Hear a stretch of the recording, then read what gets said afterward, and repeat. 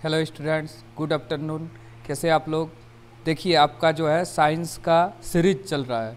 इसमें हम model set, question bank सब लेके चले हैं और टॉप 500 क्वेश्चन बताने का वादा किया आप लोग को। तो परसों और कल भी वीडियो बनाए थे और 3-4 दिन से वीडियो बन रहा है। तो आप लोग साइंस का सभी वीडियो को देखिए, साथ ही साथ मैथ का भी वीडियो हम बनाए हैं। प्लेलिस्ट में जाके आप उसको भी देख सकते हैं या डिस्क्रिप्शन में लिंक है, वो भी देख सकते हैं। और परसों जो है आपका मैराथन वीडियो आया था, उसमें टॉप 100 क्वेश्चन साइंस का हम बताए थे। उसको अगर आप लोग देख लीजिएगा तो आपका लगभग 10-12 क्वेश्चन एग्जाम में मिल जाएगा। तो चलिए अब श्रृंखला को आगे बढ़ाते हुए आज का क्लास शुरू करते हैं। वीडियो को ध्यान से देखिए और सुनिए, उसके बाद आप लोग लिख सकते हैं या नोट्स बना सकते हैं या हमसे PDF नोट्स भी ले सकते हैं। चलिए शुरू करते हैं। उत्तल दर्पण द्वारा बना प्रतिबिंब सदैव होता है। देखो, हमेशा उत्तल दर्पण जो है सीधा प्रतिबिंब बनाता है। गोलीय दर्पण का फोकसांतर माने F और वक्रता त्रिज्या R ये कितनी गुनी होती है? तो ये होती है F बराबर R/2 माने फोकस दूरी वक्रता त्रिज्या की आधी, और अगर रहे वक्रता त्रिज्या फोकस दूरी की तो दुगुनी होता। तो यहाँ पे लिखा है फोकस दूरी वक्रता त्रिज्या क्या होता है? तो आधी होती है।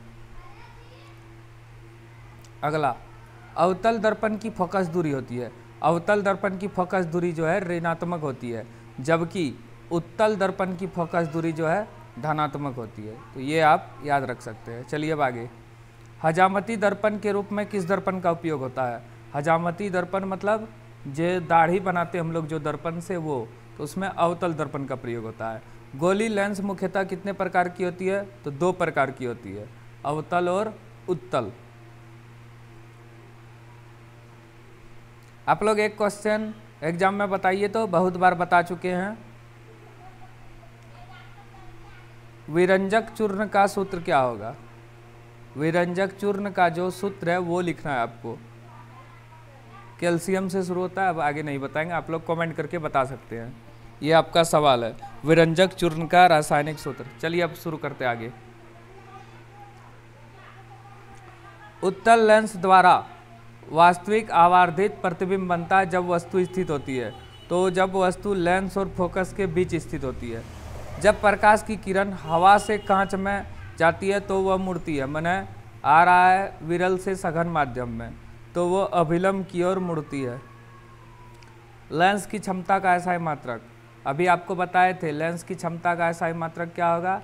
डाईऑप्टर। क्या होगा? डाईऑप्टर।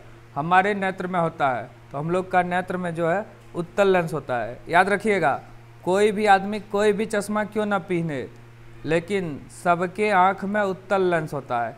नेत्र में 3 अक्षर, उत्तल लेंस में 3 अक्षर। भले चश्मा सब अलग अलग पहनता है, किसी को उत्तल दर्पण का चश्मा लगता है लेंस का, किसी को अवतल लेंस का, किसी को द्विफक्षी। आँख के लेंस की वक्रता त्रिज्या को नियंत्रित करता है, ये सिलियरी पेशी करती है। वक्रता त्रिज्या को कौन नियंत्रित करती है? सिलियरी पेशी या पक्षमाभी मसल। स्पर्श दर्शन की अधिकतम दूरी होती है अनंत।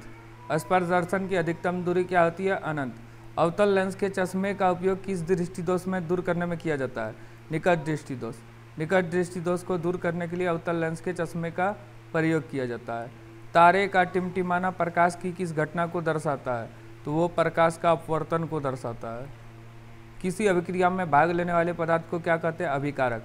जैसे ये कोई अभिक्रिया है, जैसे H2+O2 बना H2O, तो ये जो अभिक्रिया में भाग लेता है लेफ्ट साइड, उसको बोलते हैं अभिकारक, और ये राइट साइड जो नया चीज़ बनता है उसको बोला जाता है उत्पाद। तो 14 का आंसर क्या होगा? अभिकारक 3। 15 देखिए, समीकरण CaCO3 ये टूटता है CaO और CO2 में। आपको बताए थे जब भी कोई चीज़ टूटे तो उसको बोला जाता है वियोजन या अपघटन अभिक्रिया। श्वसन कैसी अभिक्रिया है? तो श्वसन जो है ऊष्माक्षेपी अभिक्रिया है। समझ गए? बहुत इंपॉर्टेंट है, बार बार एग्जाम में ये सब आते रहता है। अगला, निम्न में से कौन सी अभिक्रिया नहीं होगी? तो जो ज़्यादा ताकतवर है वो कम ताकतवर का स्थान ले लेता है। Fe+SO4 ये होगा Zn ज़्यादा ताकतवर है, Zn SO4 + Fe। CuZn से कम ताकतवर है, तो ये रिएक्शन नहीं होगा, ये होगा ZnSO4 plus Cu AlSO4 plus Cu, 2 number नहीं होगा, ZnSO4 प्लस Cu नहीं होगा, CuSO4 प्लस Zn होगा, क्योंकि ये खुद ज़्यादा ताकतवर है तो इसको कोई विस्थापित नहीं कर सकता। अभिक्रिया का श्रेणी होता है, तो ऊपर में जिंक रहता है, जो ऊपर में रहेगा वो नीचे वाला को विस्थापित नहीं कर पाएगा। इनमें से कौन संतुलित रासायनिक समीकरण है? क्या ये संतुलित है? हाइड्रोजन 4 यहाँ 2 और एक 3 नहीं, ये संतुलित नहीं है। क्या ये संतुलित है? ये भी नहीं है, ये संतुलित है, Fe3 ऑक्सीजन 4 हाइड्रोजन 8 तो 2 नंबर आंसर हुआ। अगला क्वेश्चन देखिए, अभिक्रिया ZnO plus C, Zn plus CO, Zn है ये, तो किसका उपचयन हुआ, माने ऑक्सीडेशन, तो कार्बन का। कौन सा पदार्थ लाल लिटमस को नीला करता है? लाल को नीला कौन करेगा?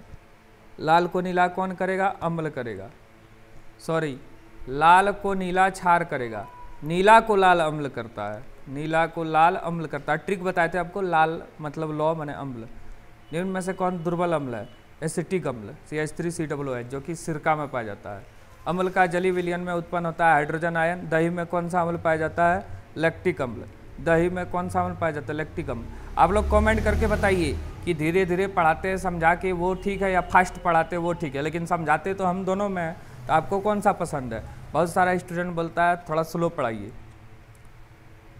फास्ट में ज़्यादा क्वेश्चन होता है कम टाइम में, क्योंकि मेरा 8 मिनट का वीडियो में भी 40-50 क्वेश्चन हो जाता है। दही में कौन सा अम्ल होगा? लैक्टिक। टार्ट्रिक अम्ल किस में पाया जाता है? इमली में। फॉर्मिक अम्ल नेटल या चींटी का डंक। सिट्रिक अम्ल किस में पाया जाता है? साइट्रिक, खट्टे फल में, जैसे संतरा। और सिरका में एसिटिक अम्ल। अम्लीय विलयन का पीएच मान 7 से कम होता है। कौन अधिक क्षारीय है? जिसका पीएच मान 7 से अधिक होगा। ये भी क्षारीय है, ये भी है, ये भी है, लेकिन ज़्यादा क्षारीय पीएच 14 वाला है, और परास होता है 14 तक, उससे ज़्यादा नहीं। देखिए अभी आपको कमेंट में पूछे थे विरंजक चूर्ण का रासायनिक सूत्र, तो क्या होगा? CaOCl2। प्रकाश संश्लेषण में ऑक्सीजन गैस बाहर निकलता है, कहाँ से? जल से। H2O जो पेड़ पौधे लेता है उसी को हाइड्रोजन ऑक्सीजन में तोड़ के बाहर करता है। अनाक्सीय श्वसन के फलस्वरूप बनता है, क्या बनता है? तो ये एथाइल अल्कोहल बनता है। निम्न में से कौन परजीवी है? परजीवी मतलब जो अपना भोजन या आवास के लिए दूसरे जीवों पर निर्भर करता है, तो प्लाज्मोडियम होगा, जो कि मलेरिया परजीवी है। अगला, रुधिर के तरल भाग को क्या कहते हैं? रुधिर माने ब्लड, ब्लड के तरल भाग को प्लाज्मा कहते हैं। मछली के हृदय में कितना कोष का हृदय पाया जाता है? 2। एक और क्वेश्चन हम पूछते हैं, देखते हैं कितना बच्चे ध्यान से सुन रहा है। मानव के हृदय में कितने कोष पाए जाते हैं? मतलब मनुष्य का जो हृदय है, दिल है, वो कितना चैम्बर का होता है? कमेंट करके बताइए, 2, 3 या 4, क्या होगा? 31 का आप इस तरह लिख सकते हैं, 31, 1, 2, 3, इस तरह कमेंट करके 4 लिख सकते हैं। मनुष्य में वृक्क एक तंत्र है जो संबंधित है उत्सर्जन से। आप लोग को कुछ क्वेश्चन लगता होगा रिपीट हो रहा है, जी रिपीट होता ही। अगर आप 3-4 सेट पढ़े हैं तो 5वां सेट में बहुत सारा रिपीट मिलेगा, 6 सेट में और भी 10 सेट आप लोग पढ़ लीजिएगा तो सब लगभग सभी क्वेश्चन रिपीट मिलेगा। वृक्क किडनी किससे संबंधित है? उत्सर्जन से। मैग्नीशियम पाया जाता है, ये क्लोरोफिल में पाया जाता है। मुकुलन द्वारा जनन किस में होता है? हाइड्रा, ईस्ट और हाइड्रा, जो कि अलैंगिक जनन का एक विधि है। एड्स रोग किससे होता है? विषाणु, वायरस से।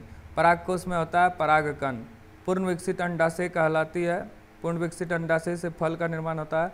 अनवीकरण ऊर्जा स्रोत है कोयला, जो खत्म हो जाएगा, जबकि पवन, सौर, जल नवीकरण है। सौर ऊर्जा को सीधे विद्युत में बदलने वाले युक्ति को कहते हैं सौर सेल। इसमें सूर्य का प्रकाश पड़ता है, ये विद्युत ऊर्जा में बदलता है। निम्न में से कौन मुख्यतः जैव घटक का संगठन है? मेथेन।